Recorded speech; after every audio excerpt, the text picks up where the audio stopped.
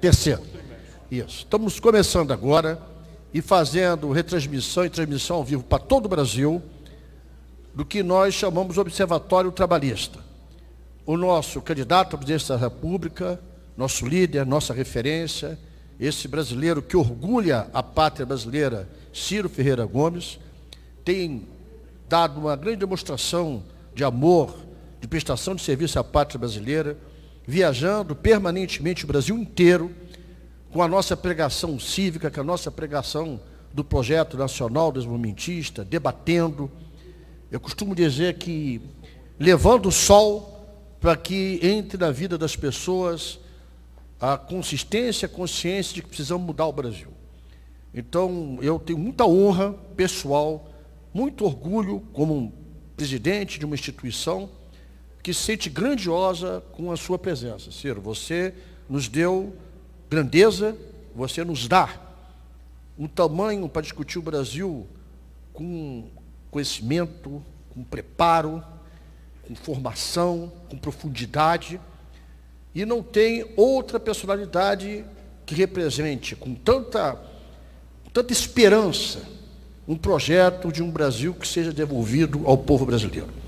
Então, eu, ao falar do amigo, irmão, se me permite chamá-lo assim, eu falo com o orgulho de quem teve um líder na vida, que foi Leonel Brizola, e tem hoje o seu segundo líder na vida, que é Ciro Ferreira Gomes. Eu tenho muito orgulho de dizer isso a meus filhos, a meus netos, que todos também são seus fãs, e que te acompanham. Então, hoje a gente não vai se alongar, eu já me alonguei demais, mas, na verdade, nós queremos ouvir esse diagnóstico que o companheiro Ciro, com precisão, faz, e já de antemão te agradecendo, em nome dessa parcela do povo brasileiro, mais de 13 milhões que votaram em você, que acreditam em você, e continuam acreditando que o Brasil tem como dar certo, depende de a gente arejar, levar na mente do povo brasileiro um projeto concreto, viável, de nação que se desenvolva, que tenha amor ao seu povo, que seja laica, que seja de todos, que não discrimine ninguém, que não se alimente pelo ódio e que tenha profundidade e experiência para comandar o Brasil. E nós temos esse nome, independente da sua vontade, apenas como filiado do partido que é. Se depender de nós, pedetistas, trabalhistas, de segmentos de milhões de brasileiros do mundo, nós já estamos preparando Ciro Gomes para 2022 como uma espécie de redenção da pátria brasileira. Obrigado por todos, a presença de todos, e a gente começa agora a terceira fase do Observatório Trabalhista. Como sabem, é o acompanhamento das atividades do governo, as contradições, uma fotografia da realidade, e nos preparando que vem aí a mãe de todas as reformas. É a única reforma que pode ser verdadeira, que é a reforma tributária. E aí nós vamos ter que explorar muito a contradição desses ricos, que eu quero ver a reforma tributária para taxar os bancos, o sistema financeiro, para mexer com os graúdos da pátria brasileira. Não o que eles fizeram com os pobres, com os frágeis no Senado, que ainda não está complementada, mas que sacrifica profundamente 80% da base da sociedade brasileira, que ganha até R$3 mil. Então é muita honra, muita satisfação e minha gratidão permanente a meu amigo, meu irmão, meu presidente da República, Ciro Ferreira Gomes. Obrigado, Lupe. Muito obrigado, meu caro amigo, irmão Carlos Lupe. Quero só cumprir rápido e prazerosamente um breve protocolo. Agradecer a todas e a todos. Aqui é uma apresentação para a internet, portanto, nós não estamos muito preocupados com o auditório físico, mas ainda assim agradecemos muito, especialmente aos amigos e amigas da imprensa. O que é que nós estamos fazendo hoje aqui? Nós estamos dando sequência a um esforço político de mudar o critério aonde a sociedade brasileira é chamada a refletir sobre os fatos e casos e valores da política. Nós estamos convencidos de algumas questões muito graves. Algumas são impostas por números, outras impostas por uma leitura que fazemos desses números. Número absolutamente irrespondível. O Brasil está completando esse ano a pior década em matéria de desenvolvimento econômico dos últimos 120 anos. Isso é um número físico. Não é que antes dos 120 anos tivesse data pior, não. É porque os dados mais remotos, históricos, que nós temos, fazem com que hoje o Brasil esteja completando a pior década. E o Bolsonaro está completando 9 meses. Portanto, não é razoável, não é justo, não é honesto que a gente não estabeleça as raízes estruturais dessa crise onde elas de fato estão. Nós estamos completando a pior década dos últimos 120 anos. Para sair disso, nós precisamos ajudar o povo a entender que o problema aqui não é trocar Francisco, Maria ou José por Rita, Pedro ou João.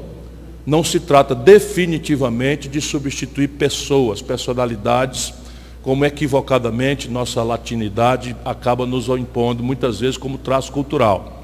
O problema é estratégico, é de modelo, é de desenho de economia política, é o modo, é o modelo econômico com que se organiza a economia brasileira, a relação do Estado, seu tamanho, seu papel no processo de construção do desenvolvimento e da forma com que o Brasil é inserido na comunidade global, que nem sempre é devidamente explicada na sua centralidade ao nosso povo.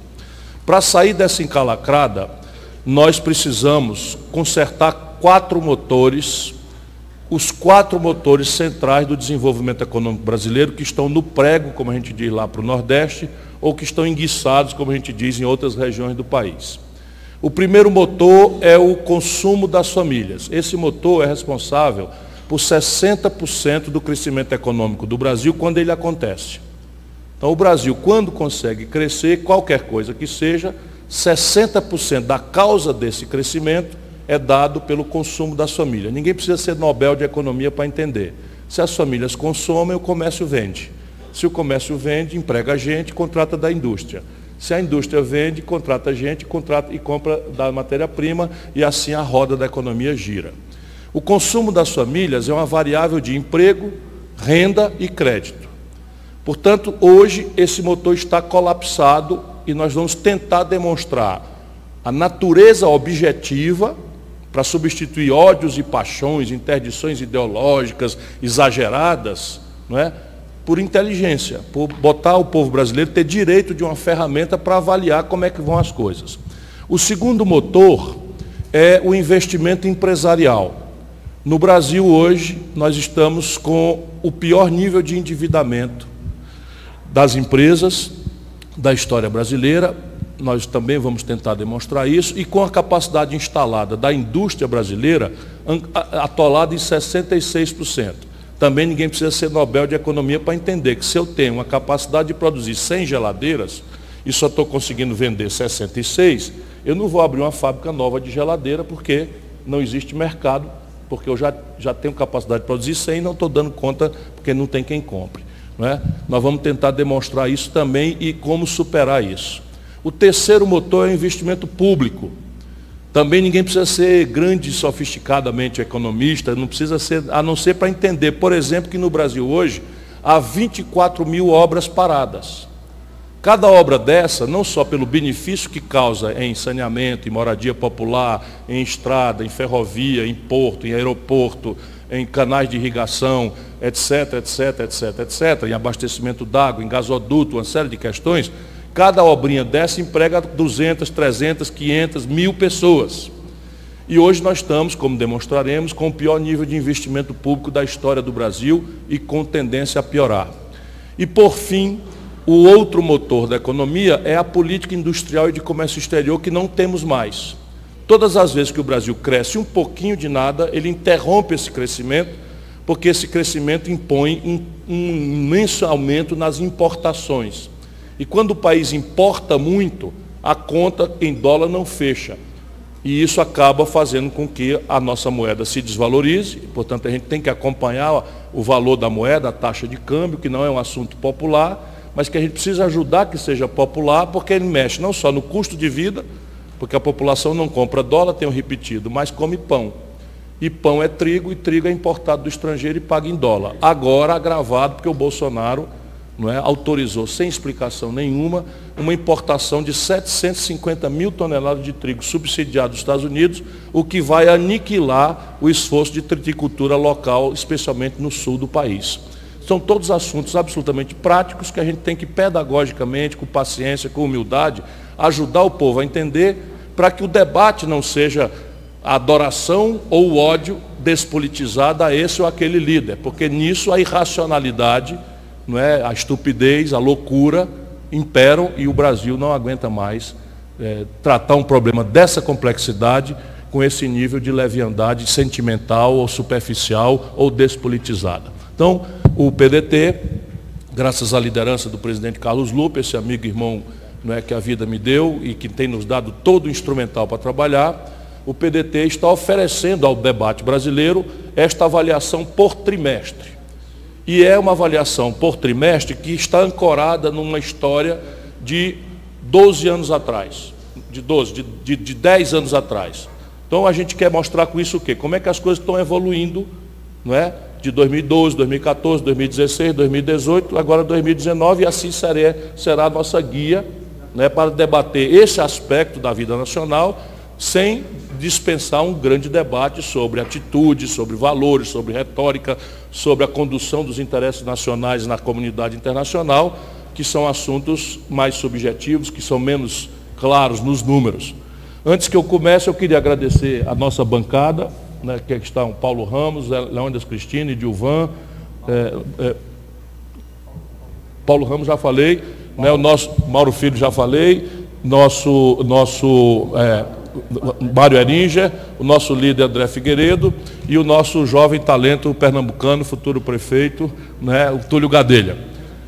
Esse trabalho não seria possível, nem muito menos é justo que se tribute a mim. Estão ali também o nosso deputado Salmito, lá, que é um orgulho, é um jovem talento que está surgindo na vida do Ceará, para o Ceará e para o Brasil, tem todos os dotes para prestar grande serviço, mas eu queria dizer que esse trabalho não seria feito se não fosse uma grande equipe que tem nos ajudado. Essa é uma equipe liderada neste aspecto pelo professor Nelson Marconi, da Fundação Getúlio Vargas, e o Germano faz a consolidação dos números. Enfim, há ao redor da liderança deles, como do Mauro Filho em muitos outros assuntos, especialmente na área econômica, uma imensa equipe de acadêmicos, de intelectuais, de pessoas operadoras da política brasileira que estão nos ajudando não só a montar o critério, mas a ir atualizando permanentemente.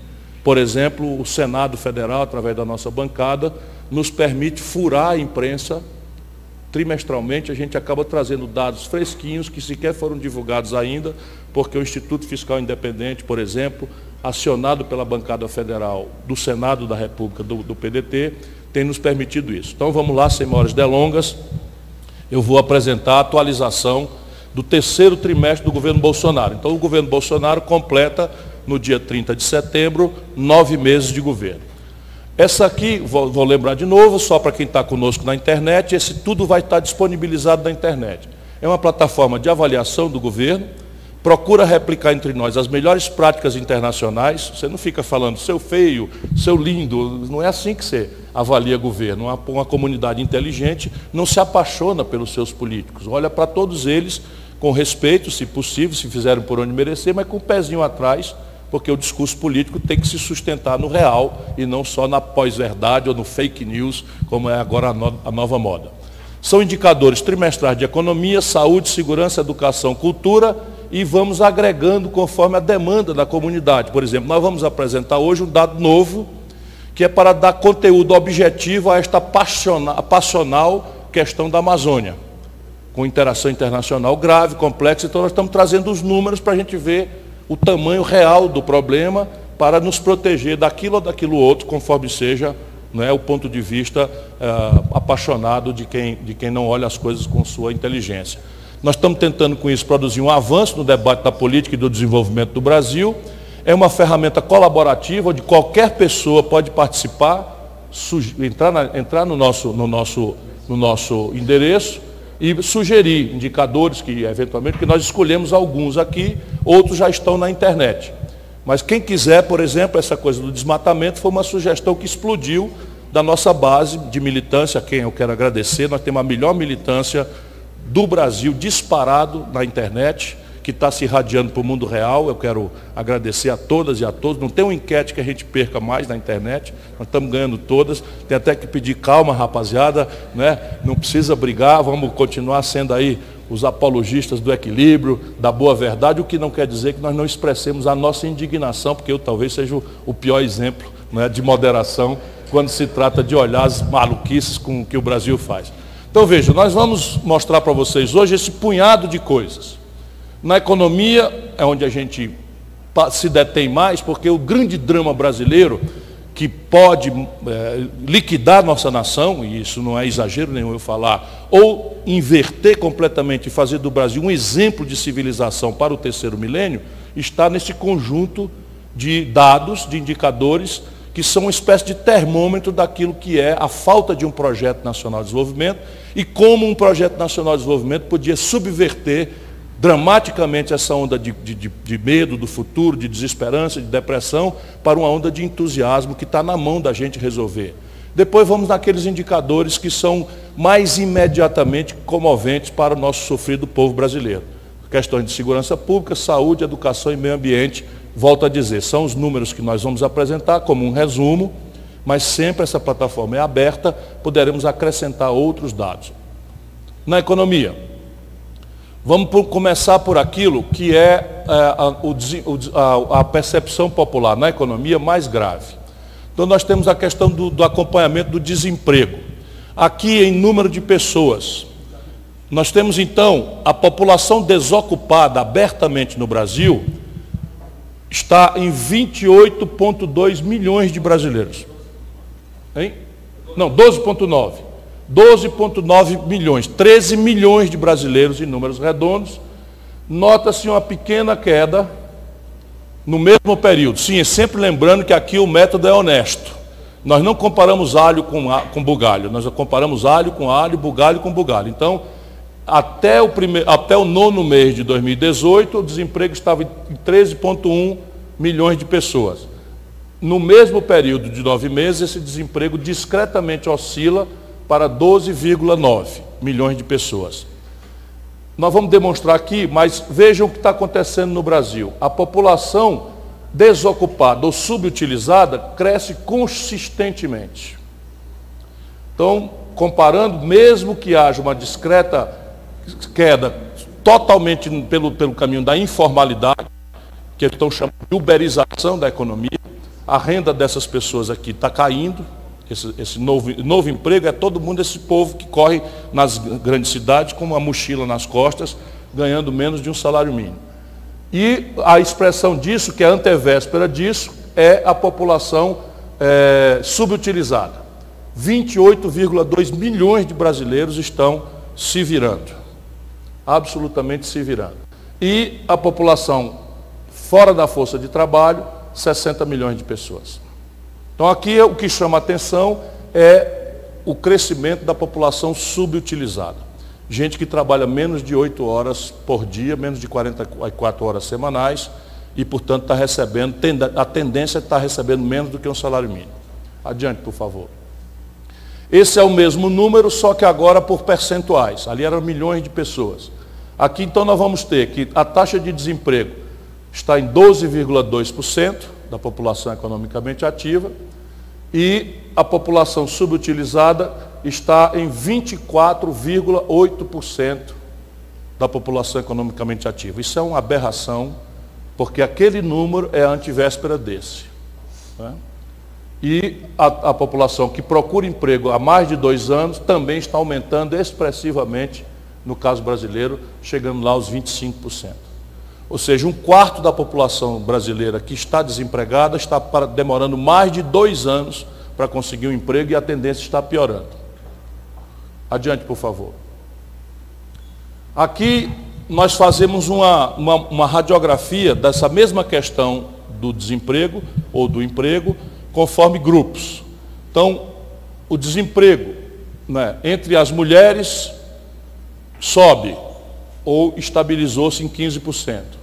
O desemprego entre os negros também está ali na faixa dos 16%. O desemprego entre os jovens de 18 a 24 anos, eu não vejo cor, 27%. Então veja aqui o exército de reserva potencial da violência. Entre os jovens brasileiros de 18 a 24 anos, o desemprego é de 27 criminosos por cento. E está sem reversão nenhuma. É aqui que o narcotráfico, né, o gavião do narcotráfico, circula oferecendo uma diária de R$50, R$60, R$70, cooptando jovens pobres da periferia do Brasil para logo em seguida morrerem, como nós vamos ver em outras estatísticas macabras. E o desemprego entre as pessoas que não têm ensino médio completo também é mais alto, em torno de 21%. Aqui entre as regiões, faltaram os números finais. Mas enfim, também o desemprego explode de forma desigual na desigualdade regional brasileira. No Nordeste do Brasil, o desemprego é o mais alto, é 15%. Para uma taxa média nacional de 12%, nós estamos falando em 15% no Nordeste brasileiro. E as outras estão aqui na faixa dos 12% da média nacional brasileira, não é? Ficando apenas o Sul com uma taxa inferior aos 12% da média nacional. Tipo de ocupação agora. Carteira assinada. Isso aqui é uma tragédia. Pela primeira vez na história, a partir de 2018, pela primeira vez na história, o Brasil já tem mais trabalhadores sem carteira assinada do que com carteira assinada. Só para vocês terem ideia, quando o Lupe era ministro do Trabalho, o Brasil tinha 53 milhões de carteiras assinadas. Hoje nós caímos para 36 milhões de carteiras assinadas. Então veja a tragédia. O Brasil já tem da sua força de trabalho, e isso aqui é uma variável de reforma previdenciária e tributária absolutamente central. Porque se eu tenho que o eixo central de financiamento da minha previdência é a carteira assinada, pela contribuição do empregador e pela contribuição do trabalhador, se eu estou destruindo a base de incidência mais importante, que é a folha de pagamento, via não carteira assinada, evidentemente que a reforma que falam que é reforma não é reforma coisa nenhuma. Daqui 4 anos, 5 anos, vai se estar falando em reforma previdenciária de novo, em cima da perversidade que estão praticando aí contra os mais pobres. Depois você... Cadê?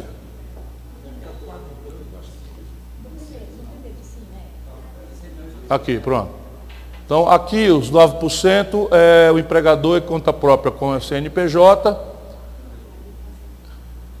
e o empregado sem carteira ou por conta própria era o que eu estava chamando a atenção. Adiante, por favor. Aqui a renda média do brasileiro, ela é dessazonalizada, tem um discreto aumento, mas é na margem. Então nós tínhamos em 2018 uma renda média de R$ 2.292, estamos com a renda média de R$ 2.305. Então vejam, 83 de cada R$ 100 da reforma da Previdência, assim dita, pesa em cima dessa renda média aqui. Então quem ganha 26, 30, 40, 50 mil reais, não é chamado a contribuir com nada, e aqui está a renda média. Dos negros, está em 2004, a renda média. Né? E das mulheres, pela mesma jornada de trabalho, pela mesma atividade, as mulheres ganham a renda média de R$ 1.688. Então aqui claramente, né, um esforço regulatório, penso eu, de resolver esta equação, né, de desigualdade salarial por etnia e por gênero. Adiante, por favor. Aqui nós passamos para a outra página, porque o motor, consumo das famílias, se explica por emprego, renda e crédito. Veja o que está acontecendo no Brasil, e não dá mais para adiar esse assunto. Ele tem sido um assunto tabu, porque não interessa ao setor financeiro brasileiro acabar com essa nova escravidão, que é a manutenção em estágio de humilhação coletiva, com o nome sujo no SPC, 62 milhões e 700 mil brasileiros. Está crescendo, ó. O governo Bolsonaro está piorando o nível de pessoas físicas inadimplentes no nosso país. Isso aqui não tem solução via mercado. Por quê? Porque, infelizmente, ao longo dos últimos 10 anos, o governo brasileiro permitiu a criminosa concentração de 85% de todas as transações financeiras nas mãos de apenas 5 bancos.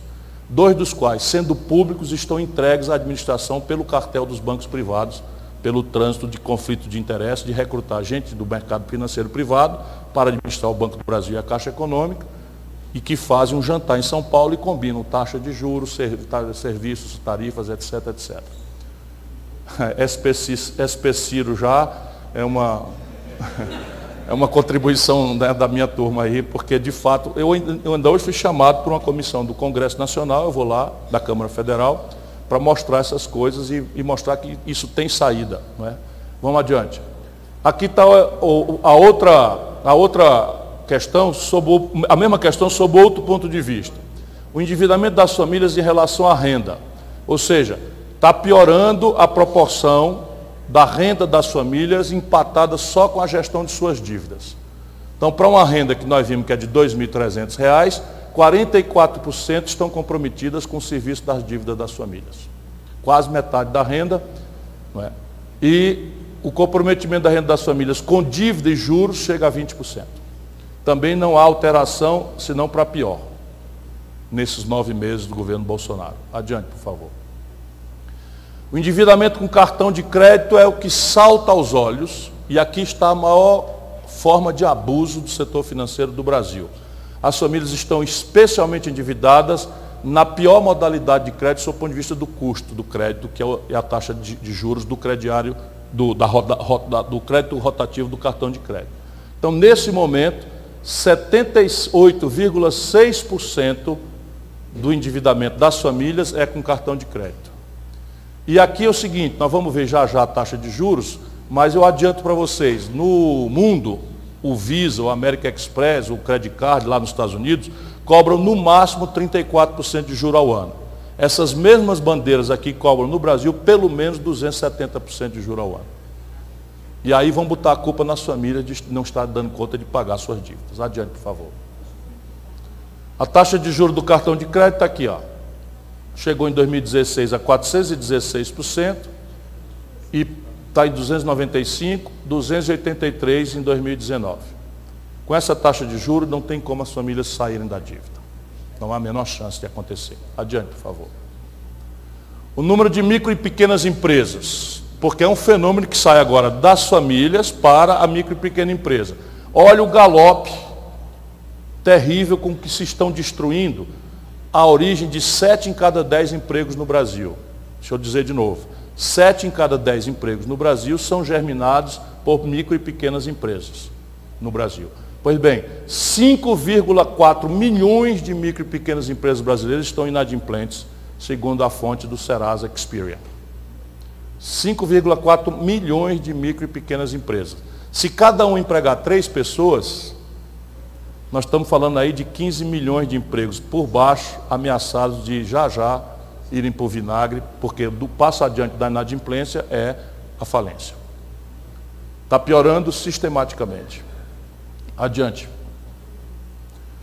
A variação do PIB. Então, o que nós estamos vendo, a despeito da retórica do governo, etc., é que a economia brasileira está jogando de lado.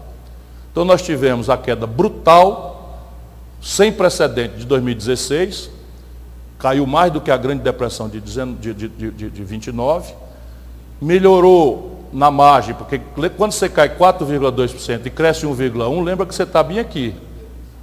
Não é? É como se você tivesse descido uma escada de 10 andares e subiu 2 de volta. Você ainda está 8 degraus abaixo do nível do chão.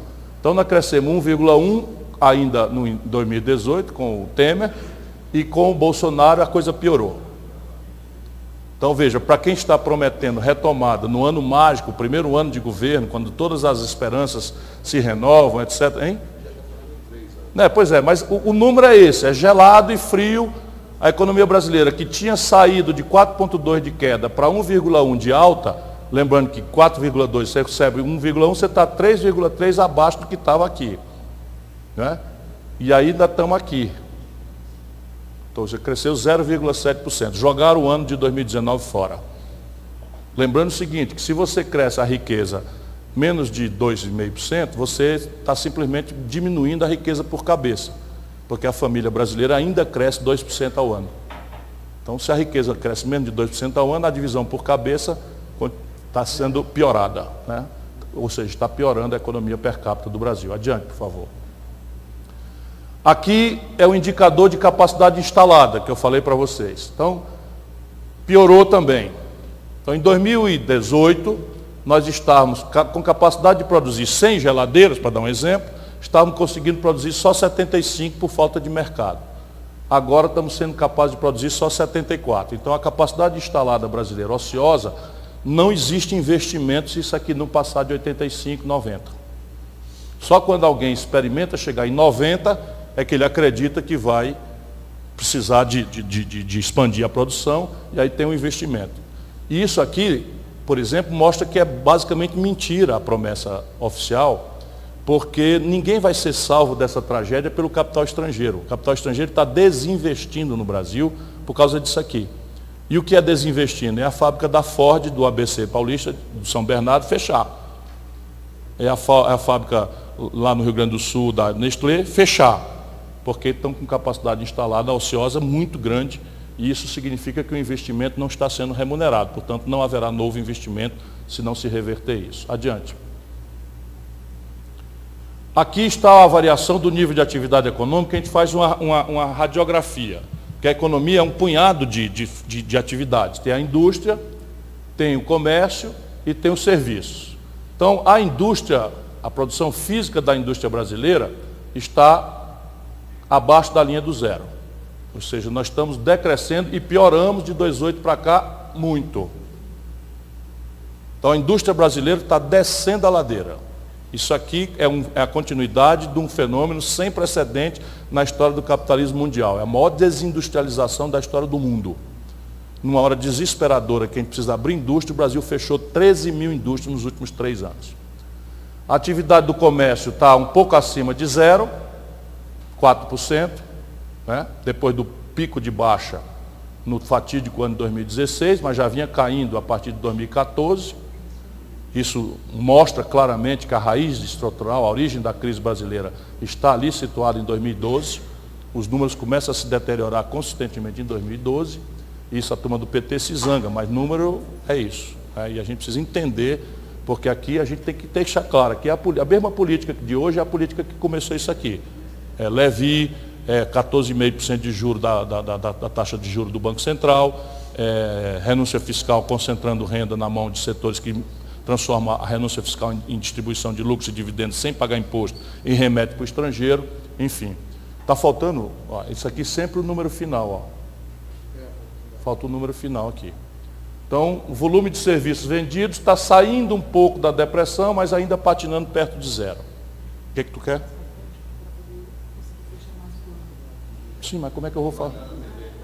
Adiante, por favor. Aqui são os índices de preço. O índice de preço é uma coisa que também o povão sofre para entender. Por quê? Porque ele sente, para ele, uma coisa diferente do que a televisão está dizendo. Então a televisão está dizendo que a inflação no Brasil está ao redor de 2,5%, 3%. E ele está sentindo na conta do gás, na cesta básica, que a coisa está diferente. O caminhoneiro sente o diesel muito acima disso, o taxista sente a gasolina muito acima disso. Então nós vamos começar a ajudar o povo a entender que a inflação anunciada é uma média. E muitas vezes média no Brasil é uma deformação da verdade, que é como se você botasse a cabeça no forno, o pé no congelador e tomasse a medida na barriga. Então, não quer dizer nada. Na barriga a temperatura vai estar 36,5, a cabeça no forno vai estar em 70, 100 graus e o pé na geladeira vai estar 2 graus abaixo de zero. Então, nós vamos começar a decompor para ver aqui a inflação de alimentação, por exemplo, permanece muito acima da média da inflação. E um trabalhador de salário mínimo está gastando em transporte e alimentação praticamente todo o seu salário. E se botar energia, que também está subindo acima da inflação, aí você vê o tamanho da perversidade, que é o anúncio oficial do Bolsonaro de que vai congelar o valor do salário mínimo até 2021. Então, você tem uma inflação que, por exemplo, nos alimentos, né, chegou a 16,8% no ano de 2016, caiu para 1,5% e volta para 4,5%, 1 ponto acima da média. Depois você tem a inflação dos bens e serviços livres. Ele tem uma depressão em 2016, aí volta a subir muito pesadamente, depois volta a cair, mas ainda está acima da média brasileira, 4,5%. E bens e serviços monitorados são essas coisas que o governo administra. Preço da gasolina, preço da energia elétrica, preço da tarifa, da taxa de o esgoto, por exemplo, também está aqui numa faixa ao redor de 3%, 3,5%. Acima, além, por favor. Agora nós vamos para o outro motor, que é o investimento público. Então, como é que vai o investimento público? E isso é uma variável da receita que o governo arrecada versus a despesa do governo para dentro de si mesmo, seus custeios, e para fora o investimento. Então, aqui nós estamos acompanhando. Em números atualizados, isso aqui é valor constante, tirado a inflação já, como se fosse tudo calculado a preço de hoje. Então, nós estamos chegando ao seguinte: a receita total do governo é 1 trilhão e 27 bilhões. Ela cresceu discretamente entre 2018 e 2019, mas muito discretamente a receita. Então, sob o ponto de vista de receita, nós diríamos que está estagnado. E a despesa primária, ou seja, aquilo que o governo gasta, menos os juros que ele paga para a dívida, cai também muito discretamente. Então, você vê o país num arroxo fenomenal, o efeito é quase nada. Cai de 904 bi para 892 bi. Quase nada o efeito prático do chamado austeridade com que o Paulo Guedes faz a sua retórica. Isso. Não cai nada, não cai coisa nenhuma aqui. Né? E depois você tem a receita líquida, que é aquilo que se disponibiliza para o governo depois de fazer as transferências. E aqui você tem 840. Nesse período, portanto, nós temos um déficit de 52 bilhões de reais. Ou seja, o resultado primário negativo vem se mantendo, comparando 9 meses com 9 meses. Então, nós temos aqui um déficit que projeta 130 bilhões esse ano, porque já está consolidado um déficit de 52 bilhões em 9 meses. Adiante, por favor. Aqui nós vamos olhar como é que o gasto do governo é radiografado. Então você vê, o investimento, que é o que o governo aplica fora do próprio governo, ou seja, o que é não custeio, não juro, não amortização de dívida, aquilo que ele gasta para fazer uma ponte, para fazer uma estrada, para fazer um hospital, etc., está despencando desde o ano 2014. Vejam o que está acontecendo aqui. O pior investimento da história do Brasil. 24 bilhões. A proposta de orçamento que foi mandada para Vossas Excelências é de apenas 19 bilhões de reais. Quanto é que o Ceará vai investir esse ano, Maurinho? O ano que vem? 3 bilhões. O Ceará, um dos estados mais pobres, vai investir 3 bilhões de reais. A União Federal está estimando investir 19. Vocês veem o tamanho do desastre que está acontecendo com o nosso país. Aí você tem saúde, você tem uma queda que está se percebendo nos orçamentos, ou seja, entre o volume crítico já, né, de 2016, nós tivemos 2018, 75, até aqui, comparando o mesmo período, Bolsonaro está gastando 4 bilhões a menos em saúde. Então é a pior execução orçamentária em saúde pública. Nós vamos ver já já o efeito disso prático. Em educação, está despencando, que já de um momento em 2014 de 33, cai para 16 bilhões. Comparado com 2018, 19 para 16. Então o país está com o pior investimento em educação da história. Pior investimento público em educação da história do Brasil. A Bolsa Família, LOAS e abono salarial, que é esse triângulo aqui, está mais ou menos estável, porque são uma espécie de despesa vinculada. E é esta despesa que está mais ou menos estável que o governo está atacando com a reforma da Previdência. Adiante. Aí aqui nós temos a mesma lógica em ciência e tecnologia e segurança pública, porque nós destacamos como centralidade do Brasil. Veja o que está acontecendo com ciência e tecnologia. De 4,9 bilhões em 2012, nós despencamos para o pior investimento da história sem comparação. Nosso astronauta está em Marte administrando um orçamento de 1,9 bi contra 4,9 bi em 2012, a valor constante. Né? Isso aqui explica, por exemplo, que 80 mil bolsas do CNPq não estão sendo pagas, explica que é o pior orçamento, nos grandes centros de excelência tecnológica do Brasil, como o Projeto Sirius, para dar um exemplo. Em segurança pública, nós estamos mais ou menos estáveis. Mas aqui, ó, não mudou coisa nenhuma a segurança pública. 2018 investiu 2,1, 2019, 2,1 bilhões. Raciocinemos, o Brasil elege, o povo brasileiro elege a segurança pública como um dos seus 3 mais graves problemas. A retórica oficial do Bolsonaro era segurança pública, moralização, etc, etc, etc.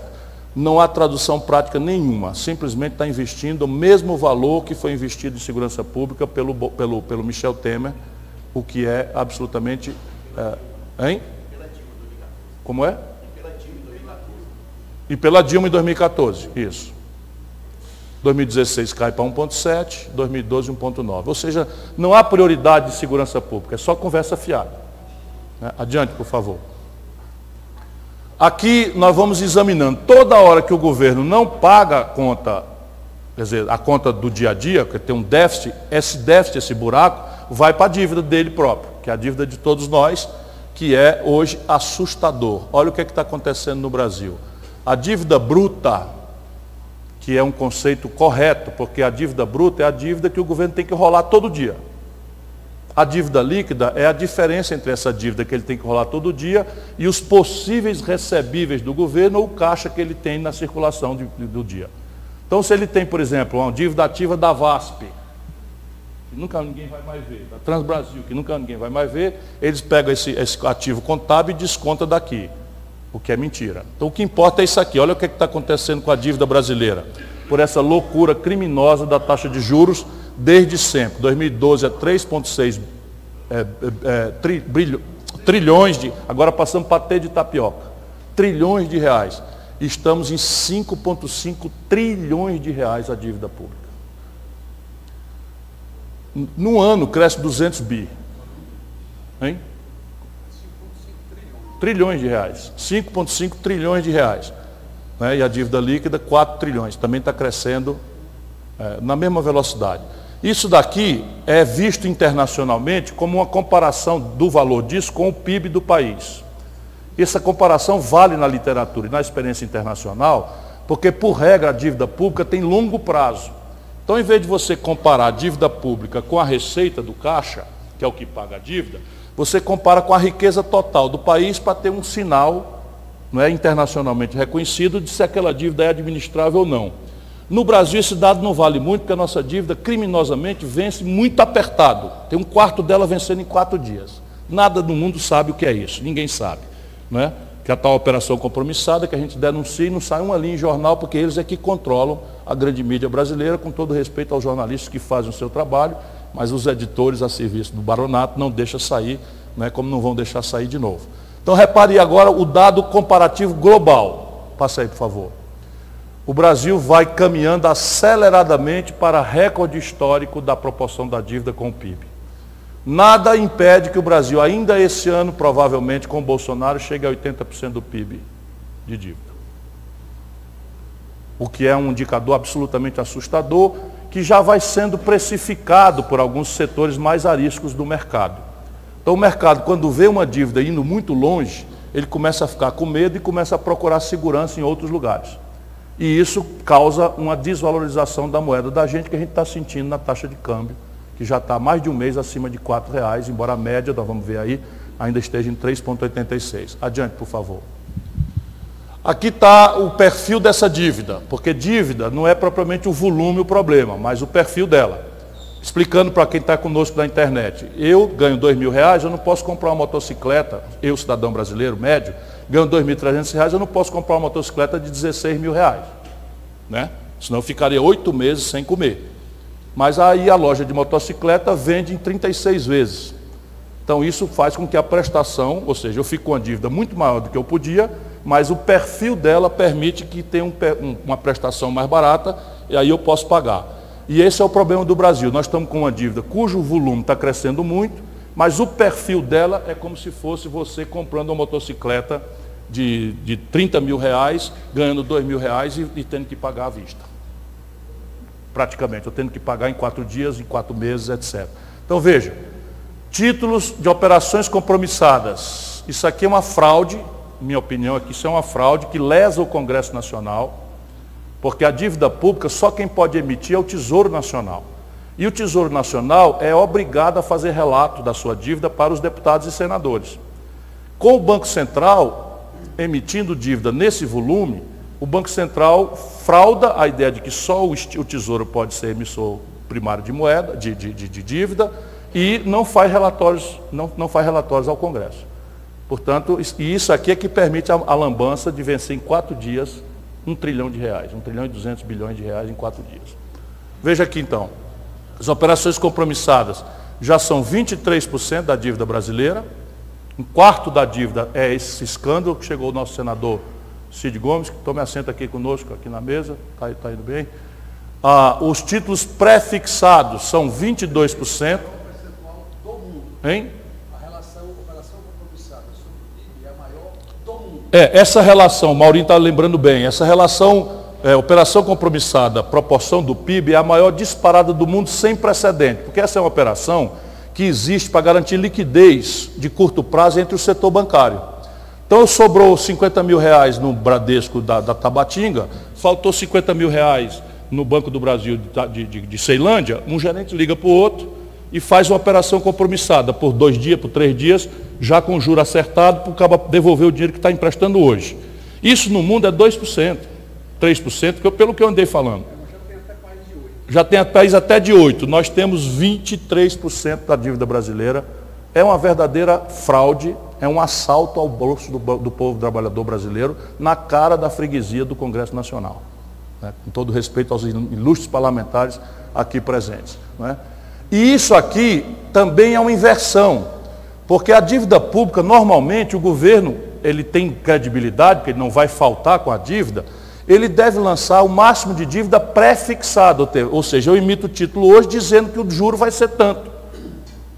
E aí você compra conforme a conveniência. Não, no Brasil, a maior parte da dívida está aqui, ó, pós-fixada.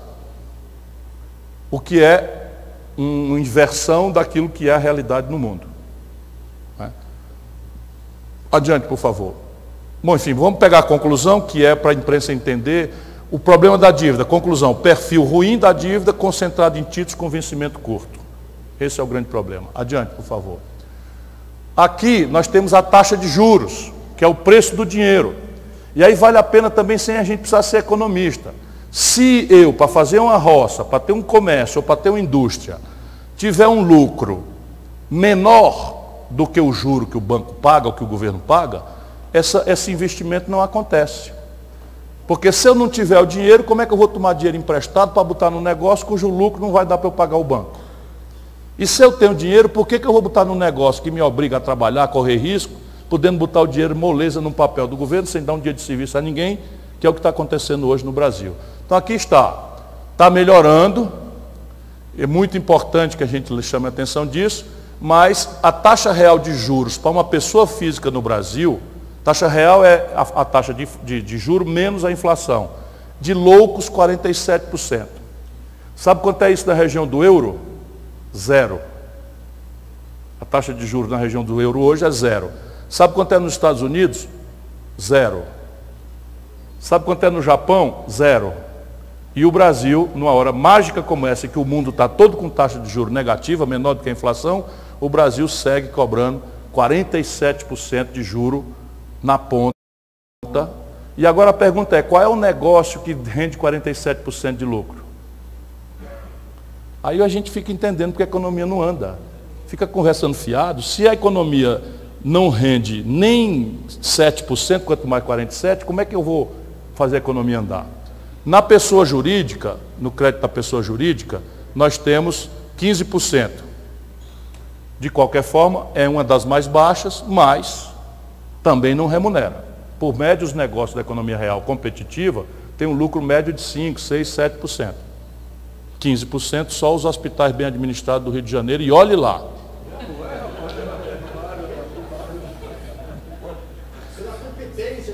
Naturalmente.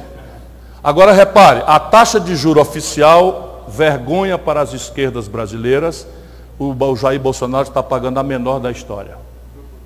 Então aqui nós não estamos para falar mal, nós estamos para ajudar a iluminar o debate. Então a taxa de juros Selic, que é a taxa básica de juros da economia, com Jair Bolsonaro é a menor da história. Só para vocês terem ideia, a metade do que a Dilma pagava. No melhor momento. 2%. Isso é uma vergonha para o pensamento progressista brasileiro. Mas vocês vão ver que, aliás, já dá para ver aqui, que pouco importa que a taxa que o governo estabelece como piso, porque o cartel dos bancos não quer nem saber, ó. Ele capta a 2 e vende e empresta a 47. Adiante.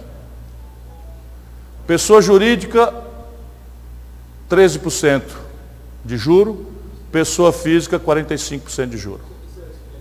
É o spread, que é a diferença entre a Selic, não é isso? A diferença... Não, entre o custo de captação e o custo de empréstimo. Isso. Então, eu chamo de spread, que é basicamente a diferença entre o que o banco paga para captar e quanto o banco cobra para emprestar o dinheiro. Então, essa diferença é a maior do mundo também no Brasil. Sem rival. Sem rival. Adiante, por favor.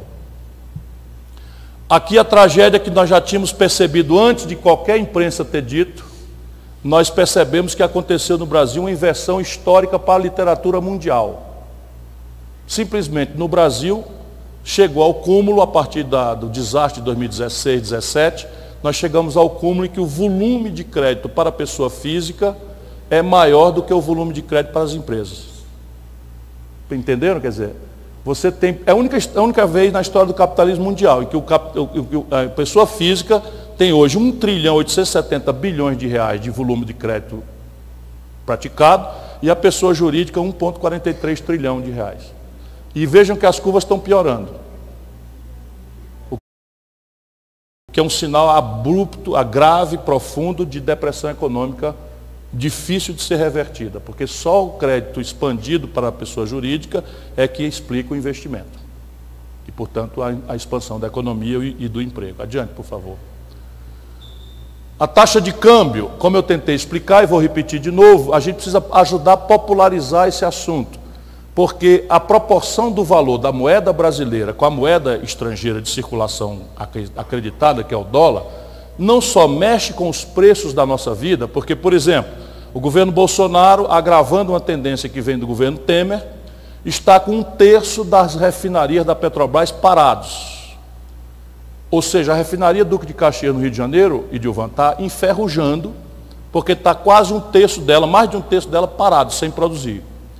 E o Bolsonaro está importando quase 200 milhões de barris de gasolina, óleo diesel, querosene de aviação, produtos de refinaria do estrangeiro. 80% disso dos Estados Unidos. Dolarizando, portanto, o preço do óleo diesel. A política de preço da Petrobras está dolarizada. Então fica o caminhoneiro, coitado, zangado com os governos, fazendo greve, acreditando em conversa mole do Bolsonaro, vota em massa no Bolsonaro, e a política é a mesma. Por quê? Porque o óleo diesel agora subiu a taxa de câmbio, sobe o óleo diesel. Subindo o óleo diesel, sobe o frete. A economia não tem carga, e aí não tem como repassar o frete. Aí eles pedem um tabelamento. E o tabelamento não funciona, e é na mão oposta ao discurso liberal. Tudo por estratégia de engordar a especulação que controla as ações não votantes da Petrobras. Molecagem, o Brasil é um país sangrado por todos os ângulos. Mas aqui está o preço médio da taxa de câmbio, é o maior da história. O preço médio da taxa de câmbio a valor constante é o maior, quer dizer, não é o maior da história, porque depois do desastre do Fernando Henrique, essa taxa foi bem mais alta, né? Mas agora está aqui, 3,86 é a média. Nós já estamos com 4,10, 4,12 há mais de um mês. Portanto, no próximo Observatório Trabalhista, nós vamos ver essa média crescendo. Repare uma coisa, esse aqui é o ano eleitoral, 2018. No ano eleitoral, uma tradição no Brasil, por insegurança dos mercados, sabe lá quem que vai ganhar, não sei o que e tal, as pessoas se refugiam na taxa de câmbio. Portanto, é um momento de crise. Nós estamos com a taxa de câmbio pior do que o momento de instabilidade eleitoral. O que revela, apesar da propaganda oposta, uma radical deterioração da confiança empresarial e do mercado financeiro no manejo da economia brasileira. O que quer dizer encarecimento da vida do povo, não é, por essa imediata transmissão do preço do dólar para as comidas, os remédios, as consultas médicas, as consultas de dentista, porque todos os insumos, os meios de diagnóstico médico, é tudo dolarizado. Adianta, por favor. Aqui é a balança comercial. Então vocês vejam que o Brasil está mais ou menos estável, mas a proporção do comércio exterior brasileiro está caindo. Estão caindo as exportações, que no melhor momento de 2018 chegou em 158, em 2012 161 bilhões de dólares, caiu para 149, ou seja, está caindo a proporção das exportações brasileiras. Nós vamos já ver a radiografia disso. E as importações não estão no pior momento, mas estão aqui em 117. O saldo, que é a diferença entre um e outro, está mais ou menos estável, mas a proporção do valor está caindo. Não é? Adiante. Aqui é outra tragédia brasileira. Quanto mais agregação de valor você faz no seu país, melhores são os empregos, melhores são os salários e mais valiosa é a venda que você faz para o estrangeiro. Quanto mais matéria-prima você exporta, menor é o valor, menor é a quantidade de emprego, menor é o volume de salários e de impostos que paga. Então o Brasil está simplesmente indo ladeira abaixo. Os manufaturados brasileiros, que já foram 12% em 2016 das nossas exportações, caíram para menos 8%. E os produtos primários também estão caindo. As brigas do Bolsonaro já estão começando a ter efeito. Árabes retraindo compras, chineses retraindo compras, europeus retraindo, e vão aumentar muito a retração por restrições ambientais e o neoprotecionismo. Tudo foi avisado que iria acontecer quando eles assinaram descuidadamente o acordo Mercosul-União Europeia. Eu sabia e anunciei aqui nessa plataforma que os europeus iam começar a pôr grave centralidade na questão ambiental para ter o pretexto, diga-se de passagem, justo, porque o Bolsonaro está fazendo tudo errado nessa área, né? Então veja a tragédia aqui, né? Tanto as exportações, as duas estão caindo, mas a exportação de manufaturado está sumindo, ou seja, o Brasil está exportando só matéria-prima. E matéria-prima não paga a nossa conta. Todos os celulares nossos são em dólar. Toda a química fina dos nossos remédios são em dólar. Todos os meios de diagnóstico médico são em dólar. Já mostrei que os combustíveis, um terço já são dolarizados. Todos os bens de capital da nossa indústria são dolarizados, etc, etc. Toda a nossa eletrônica, toda a informática, enfim, tudo que agrega valor, o Brasil está importando. Resultado, daqui a pouco uma crise. Por quê? Porque milho, soja, petróleo bruto, minério de ferro in natura, não paga a conta de eletroeletrônico e química fina e coisas sofisticadas. Adiante, por favor. Aqui está a proporção entre primários e manufaturados na produção brasileira, nas exportações brasileiras.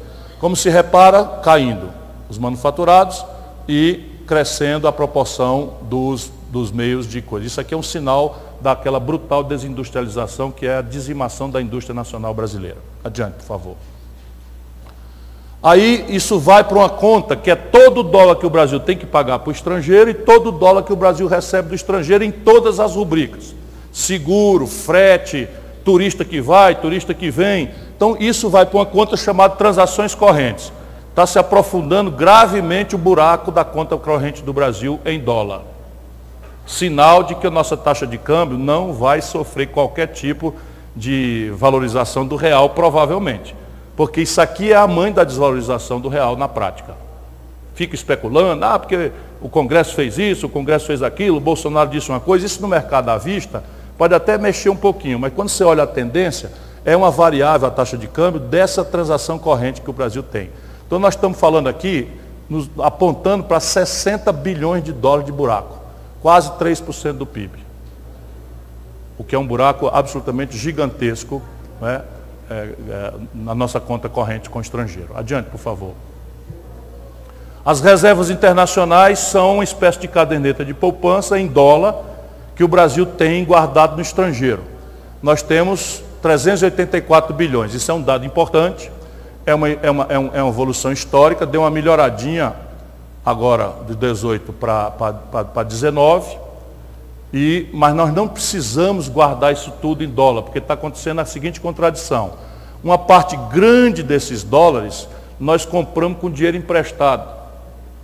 Então nós pegamos dinheiro emprestado a 14% e compramos dólar para botar na reserva. Essa reserva está aplicada a zero, porque o juro lá fora está a zero. Então nós estamos fazendo o seguinte lindo negócio.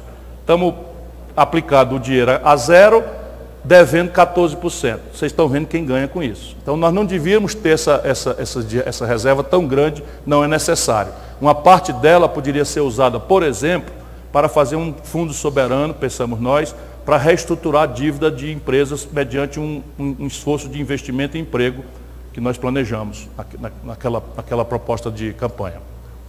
Oi. Diga, Maurinho. Se o valor foi construído com dívida, a outra opção, presidente, pegar esse excesso e abater dívida, porque isso tem um custo fiscal anual de 50 bilhões de anos entre essa diferença, pago por nós contribuintes. É isso. Ou seja, você não tem nenhum sentido você ter essa caderneta. É como se você tivesse uma caderneta de poupança com dinheiro emprestado do agiota. Ninguém precisa ser economista, entendeu? Então, a parte dessa caderneta de poupança, você pode perfeitamente pegar e pagar o agiota e se livrar dessa dívida. Sendo que, no caso brasileiro, a diferença de juro a gente paga com o dinheiro dos impostos que não tem para a educação, para a saúde. Isso que o Maurinho, mais uma vez, corretamente nos ensina. Adiante. Segurança pública. Já mostrei o número do investimento e agora vamos às consequências. Aqui há uma boa notícia, né? As mortes violentas, os assassinatos, estão revelando uma tendência de queda no Brasil. Não é uma coisa desse governo, mas é justo, porque se tivesse explodido, nós íamos responsabilizar o governo naturalmente, ainda que ele pudesse produzir explicações. Mas repare, em 2016 nós anotamos 61 mil homicídios no Brasil. Em 2018 caiu para 57 mil. É um genocídio, mas a revelar que está caindo é muito importante. E agora, até junho, está certo esse asterisco aqui, que é só lembrar que esse número de 2019 é até junho. Até junho nós tivemos, aspas, apenas 21.289 homicídios. Se nós dobrarmos isso, nós estamos indo para 43 mil, o que é bastante menor do que 57 mil. É um número absolutamente envergonhante para um país como o nosso, mas há uma tendência aqui. Eu quero atribuir uma fração disso ao governo Bolsonaro, porque acho justo e honesto. O que eu quero atribuir? Vem da nossa experiência no Ceará. 20% dessa queda em 19 foi produzido pelo Ceará, porque o Ceará derrubou em 57% os homicídios. Como é que aconteceu isso no Ceará? Nós mudamos a política, o governador Camilo Santana, e nós temos muita coesão política, nós mudamos a política de enfrentamento das facções criminosas.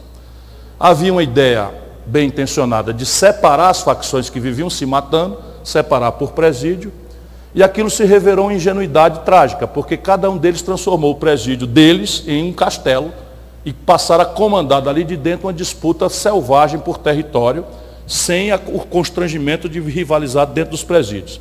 Então foi feito um trabalho, uma mudança completa do mapeamento dos cárceres do Ceará, dos presídios do Ceará, e nós conseguimos que o governo federal nos desse 63 vagas nos presídios federais de segurança máxima, coisa que eu reclamo há mais de 10 anos, que são os líderes das facções criminosas de São Paulo, do Rio de Janeiro e que chegaram em Fortaleza, mandando no crime a partir dos presídios de São Paulo, do Rio de Janeiro, de Fortaleza, de Natal, com acordo com autoridades, como aconteceu em São Paulo.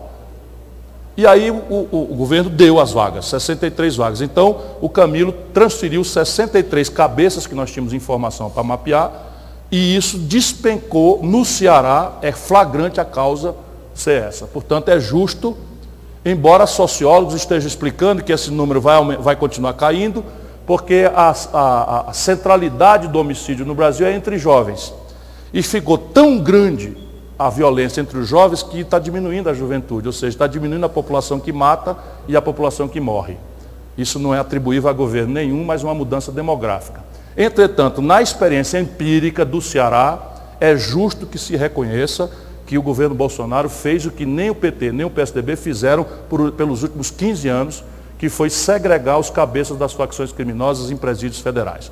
Então, só para ser honesto, porque o Observatório Trabalhista é um retrato da realidade, para que a gente substitua paixões e ódios por inteligência, enfim. O governo Bolsonaro é um desastre, porque eles pegam um pedacinho do que eu falo e já vão ser desonestos na internet. Eu estou dizendo que só neste aspecto de oferecer vagas nos presídios federais que estavam ociosos para os cabeças do crime organizado, das facções criminosas, eu tenho um reconhecimento importante para fazer do governo Bolsonaro. O resto é um desastre completo. Pronto, se quiser, dita aí, vamos ver se vocês conseguem. Na contramão da tendência, mulheres, não se entende por que os feminicídios estão crescendo de forma selvagem no Brasil.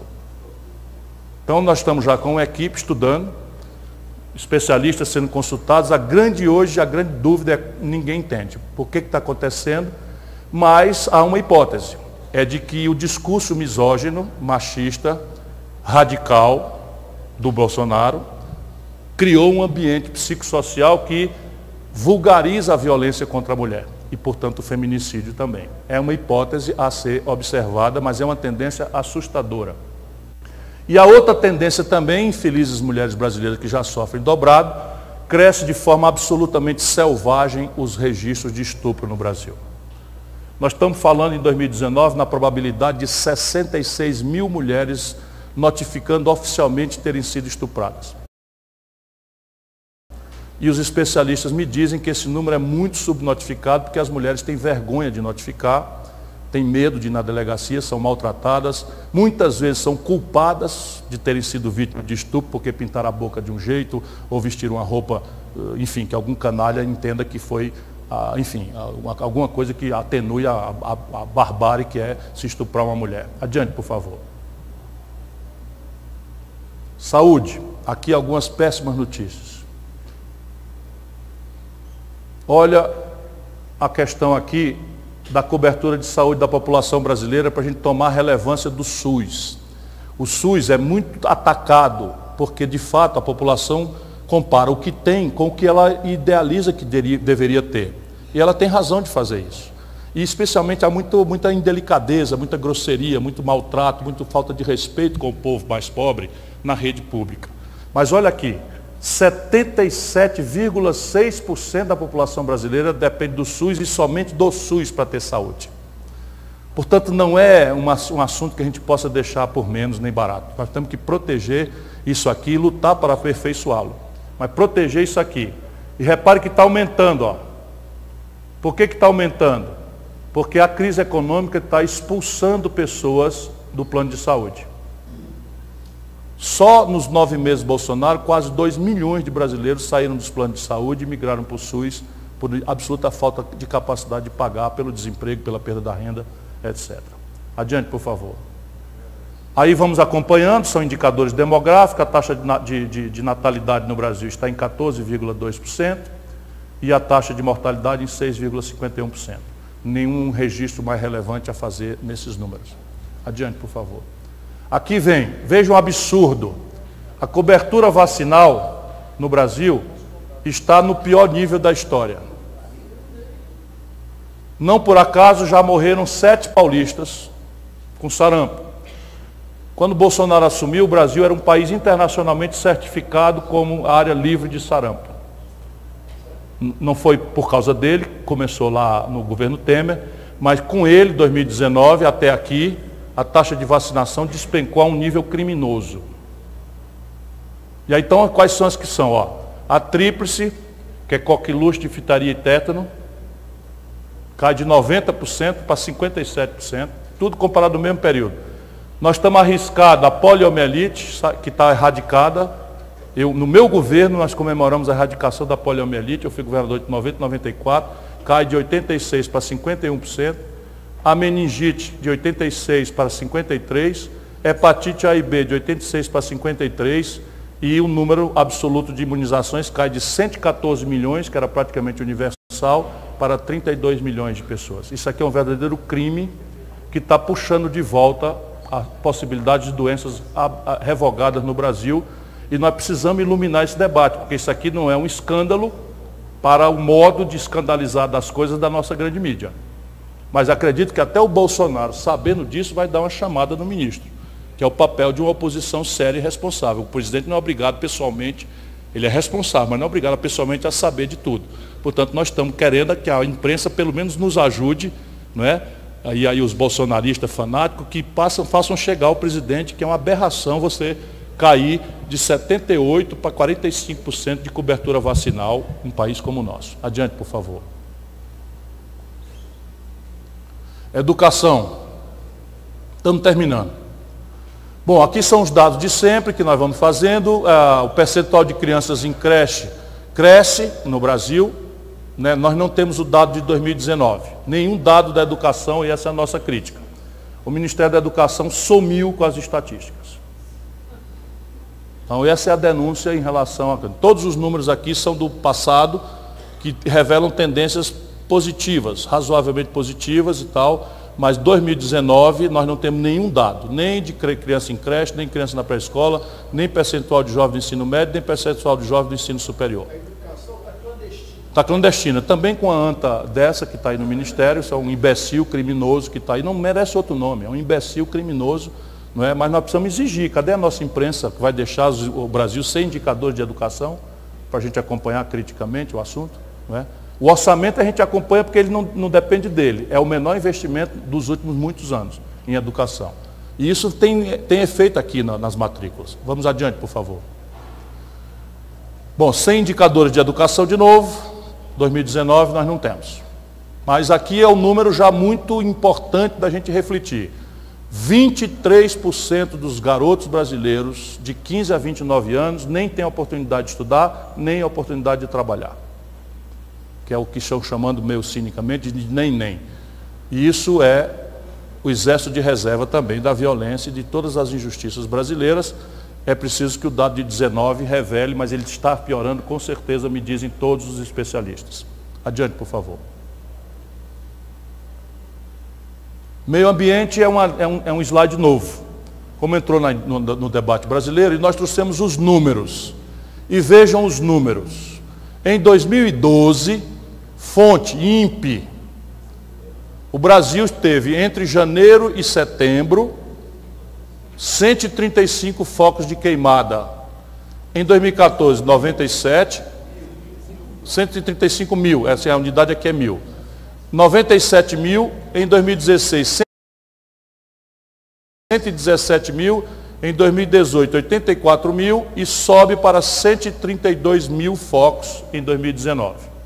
Sobe de 84 para 132, portanto é uma alta muito importante. Mas é bom lembrar que em 2012 houve um número parecido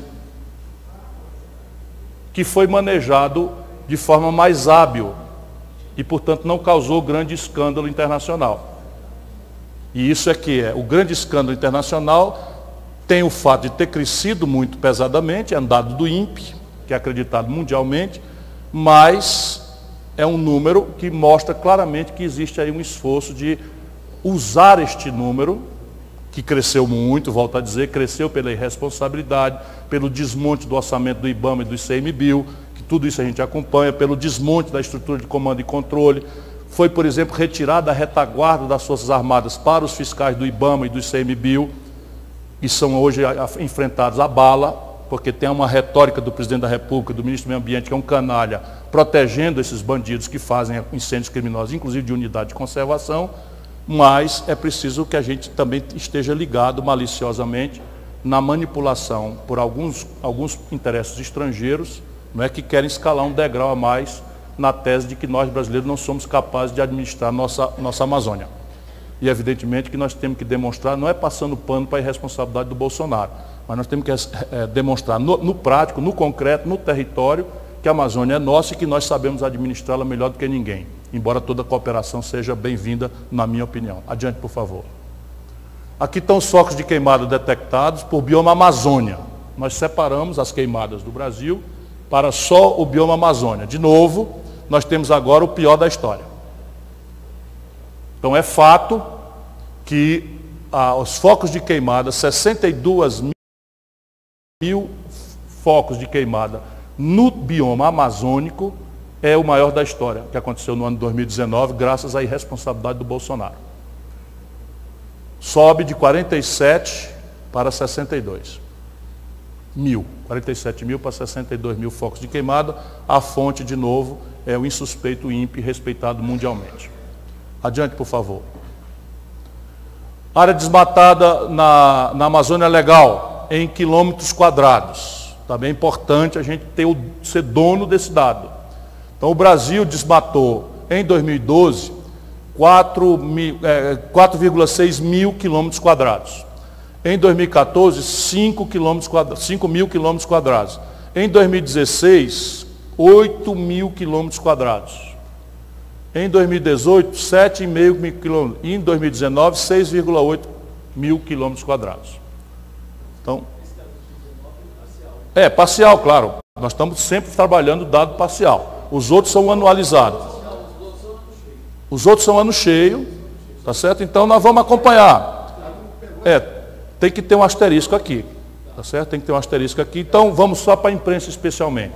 Esse é o ano cheio, esse é o ano cheio, esse é o ano cheio, esse é o ano cheio. Esse aqui é até setembro, até agosto. Até agosto.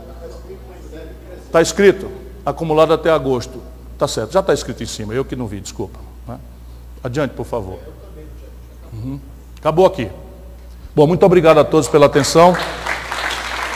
Esses dados estão na internet, eles podem ser contestados, negados, e nós estamos honestamente disponíveis para corrigir qualquer equívoco. Indicamos a fonte, a metodologia, de onde vem o número, qual é o critério que nós utilizamos, e fazemos isso com absoluto rigor científico, porque, volto a dizer, o que nós queremos com o Observatório Trabalhista é dar ao povo brasileiro uma ferramenta para que ele se proteja de manipulações de ódios e paixões e possa criticar, cobrar, acompanhar, elogiar os nossos governantes conforme a realidade e não as manipulações do marketing, da propaganda ou do ódio especialmente.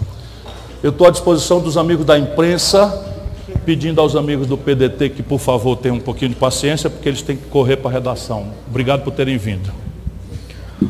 Olá, Ciro, bom dia. Eu me chamo Jorge Marques, sou colunista na revista Fórum.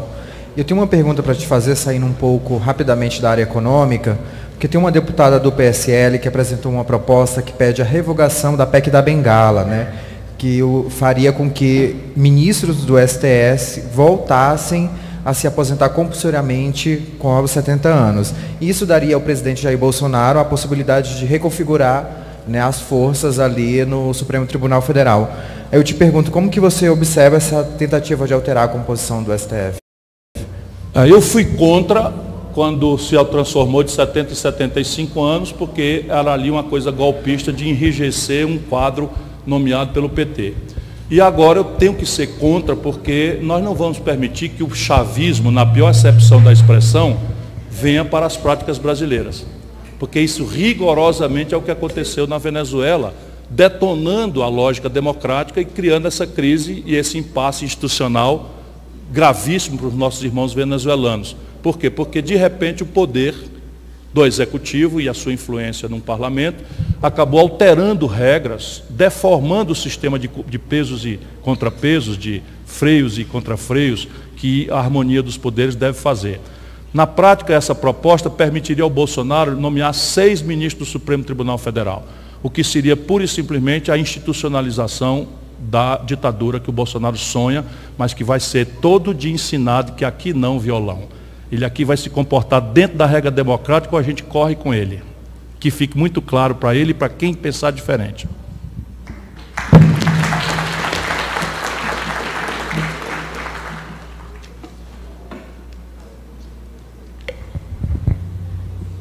Bom dia, Ciro. Mayra Oliveira, do Metrópolis. O senhor reconheceu que a segurança pública melhorou no governo Bolsonaro? Perdão. Que os dados, os casos de homicídio abaixaram, diminuíram. Tivemos agora o recente caso da menina Ágata, que foi morta por policiais. Como que o senhor avalia esse caso no cenário da segurança pública no governo Bolsonaro? O governo Bolsonaro, de novo, eu lhe mostrei com números, não está dando nenhuma prioridade à segurança pública. O orçamento executado está ridiculamente congelado em 2,1 bilhões para um país de 210 milhões de habitantes. Qualquer padrão internacional de gasto per capita com segurança pública mostra o Brasil nos últimos lugares. E olhe que nós temos um perfil de segurança pública absolutamente deformado em relação mesmo aos países mais pobres, nossos vizinhos aqui da América Latina. Os números brasileiros são muito piores do que qualquer país que eu conheça em estado normal, não de guerra. Entretanto, por dever de decência, de honestidade, é preciso, isso é um dado, não é nenhuma generosidade minha, registrar que já em 2018, inverte-se uma tendência de aumento dos homicídios e essa tendência continua se aprofundando, uma tendência boa de queda nos homicídios, ou seja, nos assassinatos, no primeiro ano do governo Bolsonaro até aqui.